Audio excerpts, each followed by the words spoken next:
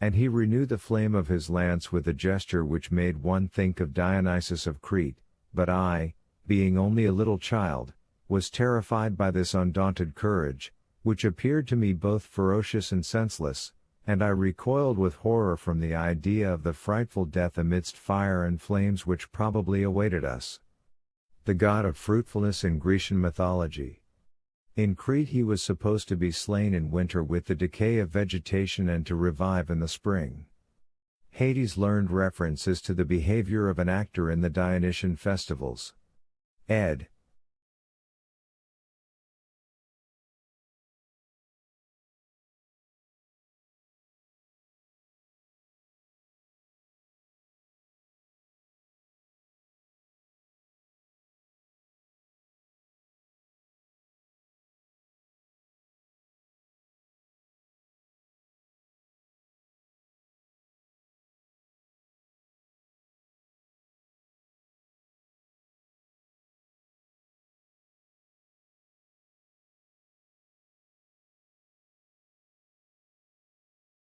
My mother experienced the same sensations, for I felt her tremble.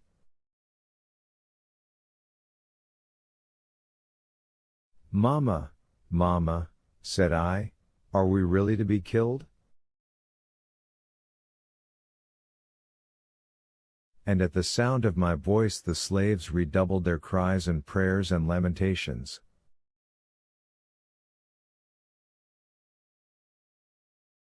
"My child," said Vasiliki, "may God preserve you from ever wishing for that death which today you so much dread."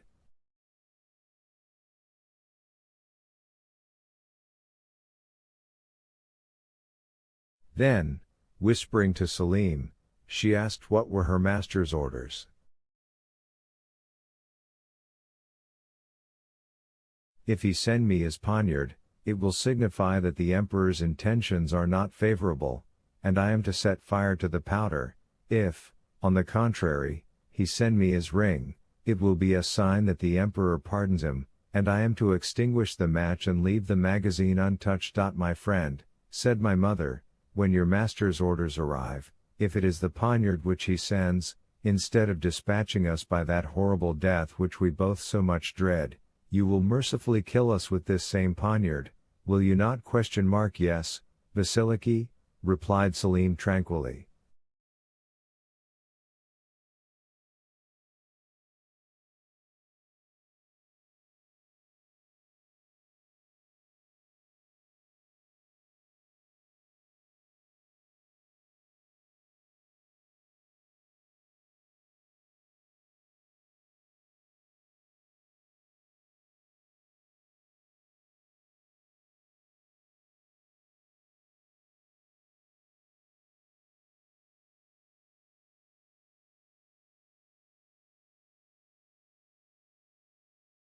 Suddenly we heard loud cries, and, listening, discerned that they were cries of joy.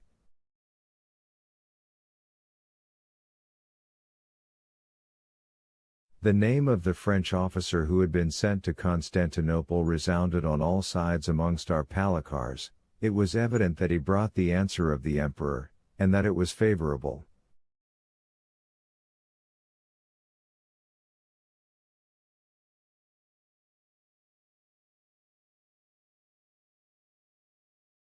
"And do you not remember the Frenchman's name?" said Mercer, quite ready to aid the memory of the narrator.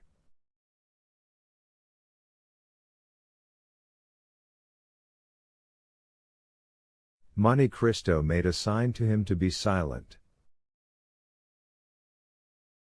"I do not recollect it," said Haydée. The noise increased, steps were heard approaching nearer and nearer, they were descending the steps leading to the cavern.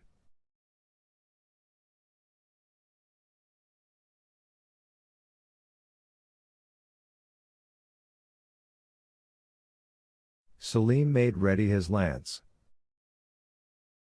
Soon a figure appeared in the grey twilight at the entrance of the cave, formed by the reflection of the few rays of daylight which had found their way into this gloomy retreat.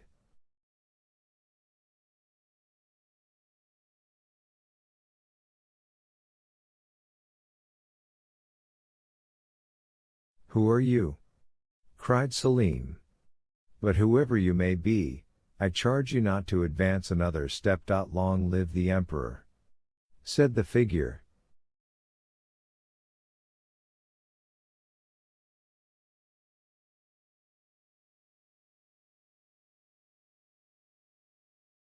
He grants a full pardon to the Vizier Ali, and not only gives him his life, but restores to him his fortune and his possessions.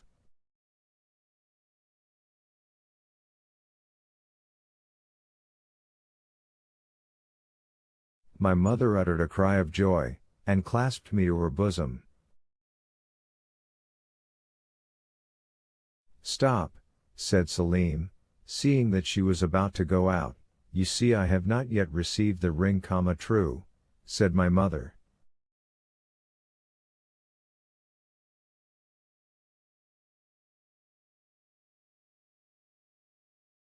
And she fell on her knees, at the same time holding me up towards heaven, as if she desired, while praying to God in my behalf, to raise me actually to his presence.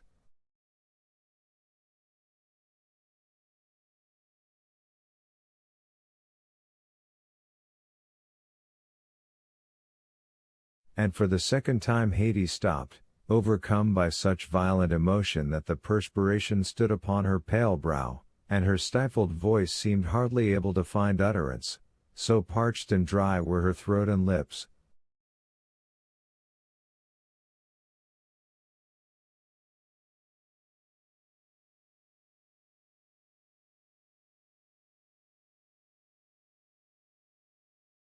Monte Cristo poured a little iced water into a glass, and presented it to her, saying with a mildness in which was also a shade of command, "Courage."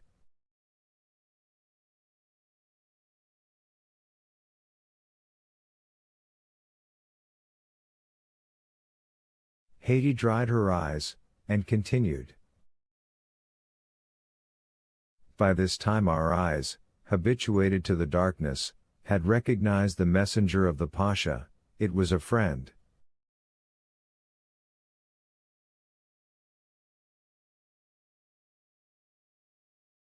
Selim had also recognized him, but the brave young man only acknowledged one duty, which was to obey.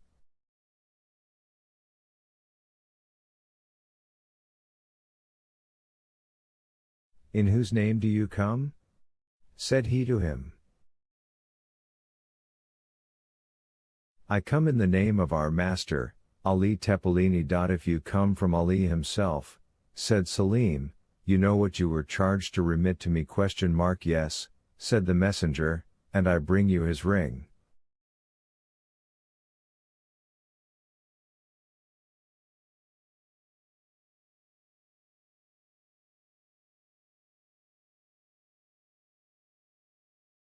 At these words he raised his hand above his head, to show the token, but it was too far off, and there was not light enough to enable Selim, where he was standing, to distinguish and recognize the object presented to his view.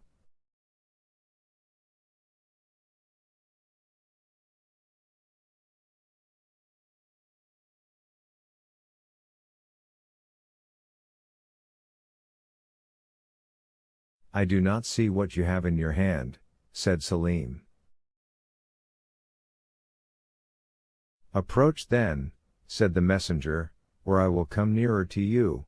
If you prefer it. I will agree to neither one nor the other," replied the young soldier. "Place the object which I desire to see in the ray of light which shines there, and retire while I examine it." "Be it so," said the envoy, and he retired, after having first deposited the token agreed on in the place pointed out to him by Selim.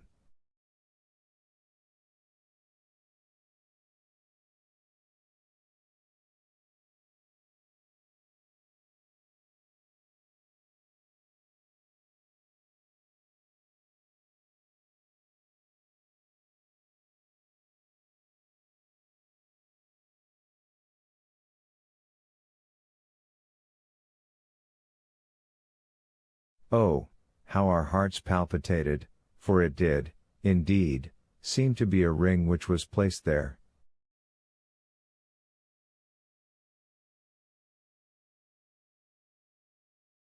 But was it my father's ring? That was the question.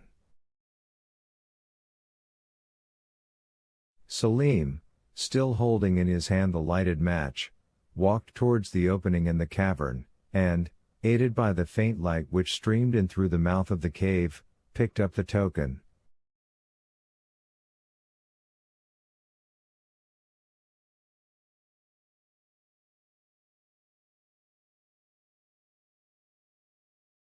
"It is well," said he, kissing it, "it is my master's ring."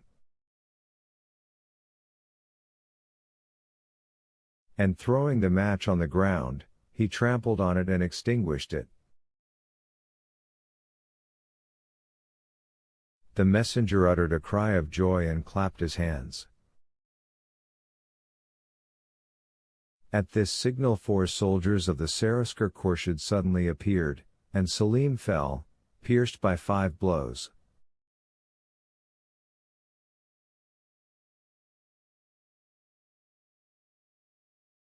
Each man had stabbed him separately, and, intoxicated by their crime, though still pale with fear, they sought all over the cavern to discover if there was any fear of fire, after which they amused themselves by rolling on the bags of gold.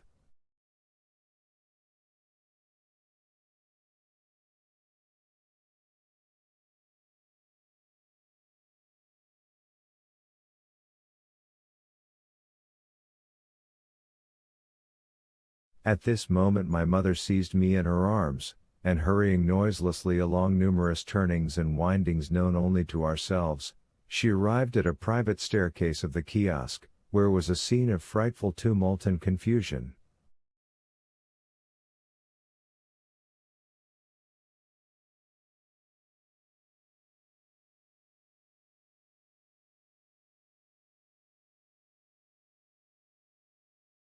The lower rooms were entirely filled with Khorshid's troops, that is to say, with our enemies.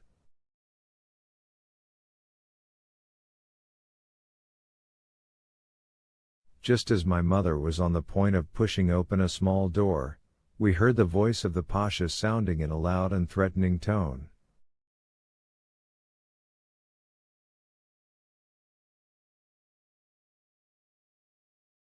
My mother applied her eye to the crack between the boards. I luckily found a small opening which afforded me a view of the apartment and what was passing within.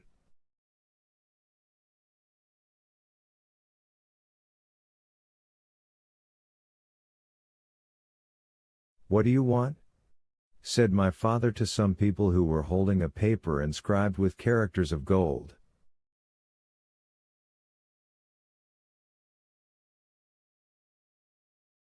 "What we want," replied one, "is to communicate to you the will of His Highness."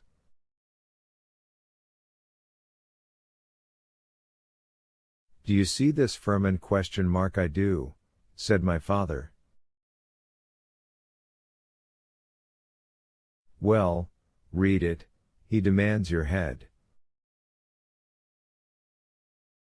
My father answered with a loud laugh, which was more frightful than even threats would have been, and he had not ceased when 2 reports of a pistol were heard. He had fired them himself, and had killed 2 men.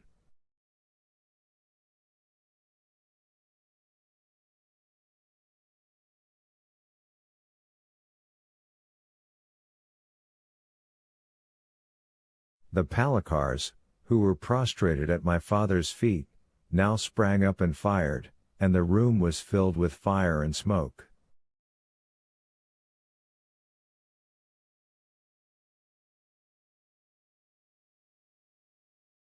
At the same instant the firing began on the other side, and the balls penetrated the boards all round us.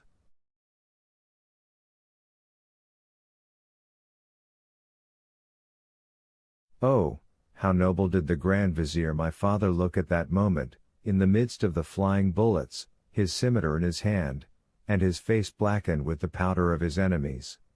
And how he terrified them, even then, and made them fly before him.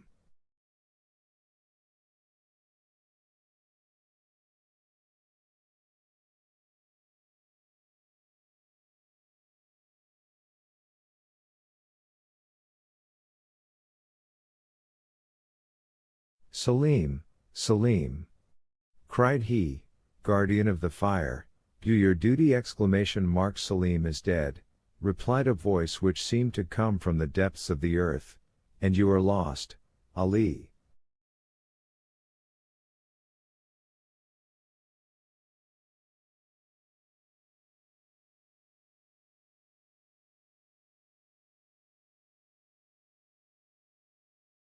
At the same moment an explosion was heard, and the flooring of the room in which my father was sitting was suddenly torn up and shivered to atoms. The troops were firing from underneath.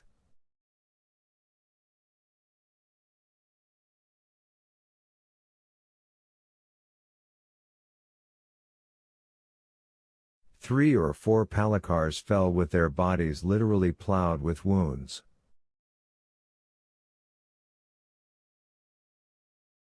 My father howled aloud, plunged his fingers into the holes which the balls had made, and tore up one of the planks entire.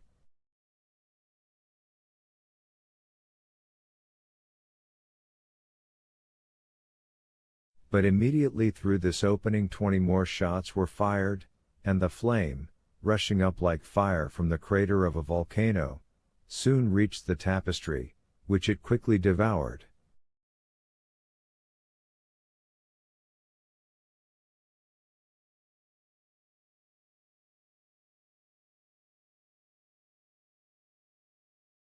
In the midst of all this frightful tumult and these terrific cries, two reports, fearfully distinct, followed by two shrieks more heartrending than all, froze me with terror.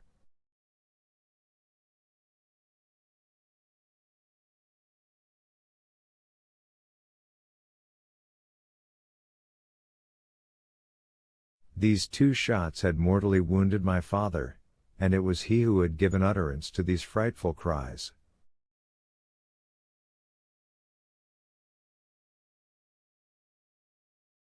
However, he remained standing, clinging to a window. My mother tried to force the door, that she might go and die with him, but it was fastened on the inside.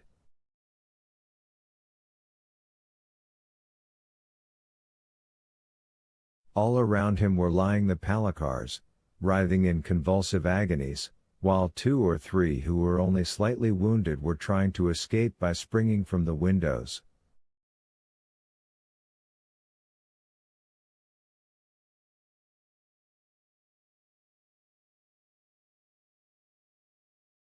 At this crisis the whole flooring suddenly gave way, my father fell on one knee, and at the same moment 20 hands were thrust forth, armed with sabers, pistols, and poniards. 20 blows were instantaneously directed against one man, and my father disappeared in a whirlwind of fire and smoke kindled by these demons, and which seemed like hell itself opening beneath his feet.